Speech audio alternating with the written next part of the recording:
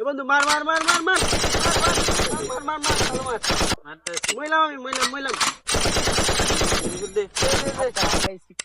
আরে ইয়াকুব, তোমরা এখানে? আরে তোমরা গেমস খেলতেছো, তোমার মার্চের 1 তারিখে স্কয়ার ফার্মাসিতে জয়েন করার কথা ছিল না? আরে ভাই বললেন না তো চাকরি বাকরির কথা। চাকরির পিছনে ঘুরতে ঘুরতে আমার জুতার তলাই একদম গেছে শেষ হয়। প্রতিদিন গেটে যায়, চাকরি হয় না। চেষ্টা করতে হবে।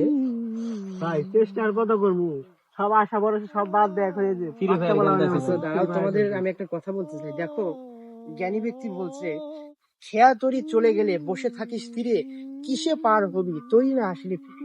অর্থাৎ নদীর ঘাটের নৌকা তুমি জানো যে সন্ধ্যার পরে আর পাওয়া যায় না, কিন্তু তুমি যদি অলসতা করে সন্ধ্যার পরে যাও, তাহলে তুমি হাজারো বসে থাকলে পরের দিন সকাল ছাড়া আর খেয়া আসবে না, তুমিও পার হতে পারবে না। ঠিক তেমনই জীবনের এই খেয়া তরি যে যৌবন সময়টা, এই সময়টা চলে যাবে। কোনো একদিন তোমার সার্টিফিকেটের বয়স শেষ হয়ে যাবে, সেদিন তুমি হাজারো ঘুরলেও আর চাকরি পাবা না। এটা কি তোমরা ভাবছো কখনো? না ভাই, ভাই, আপনি তো আমার চোখ খুলে দিচ্ছেন ভাই।